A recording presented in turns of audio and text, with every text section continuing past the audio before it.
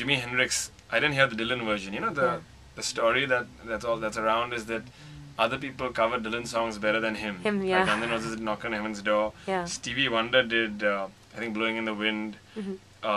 Even when he was coming up, Mr. Tambourine Man, the Birds did. Yeah. I think a lot of people don't even realize they're his songs. A lot of people, even especially Blowing in the Wind, actually, when he released it, his album was selling okay, but there was this group called Peter, Paul and Mary, like a Christian group, and they covered it, and it became #1. It was like one of the biggest selling singles ever in America in 1963. Yeah.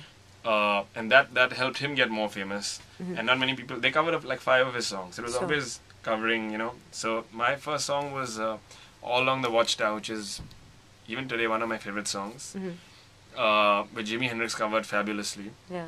There Must Be Some Way. I'll play it when I come next time. Yeah. It's a beautiful song. But that comes later. Yeah, that's his songwriting abilities, you know, changed and got better and better. So this song is Blowing in the Wind. This is from his second album, released the next year in '63, called The Freewheeling Bob Dylan. So the first album, just to give you an idea of how he was evolving, had all original, two originals. We can delete some bits in there, right? Yeah. The first album had 2 originals and the rest were covers. Well, this album had 2 covers and the rest were originals. So he was slowly growing as a songwriter. Yeah.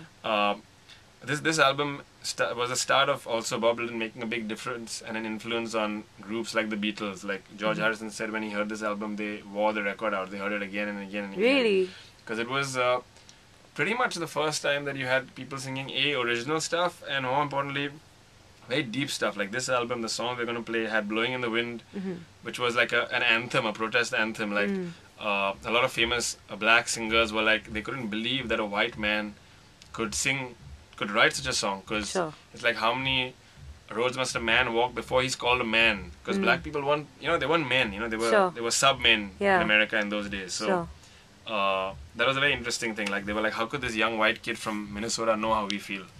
And this album also has a song called Masters of War, which we'll be playing, and Hard Rain's Gonna Fall, which was a kind of comment on atomic rain, you know, because that was the time of nuclear fallout, danger and everything. So you'll see how the songwriting has leapt from the first to the second album. So here we go, Blowing in the Wind. This is 94.3 Radio 1, Maximum Music, Maximum Choice. So now the next one we should do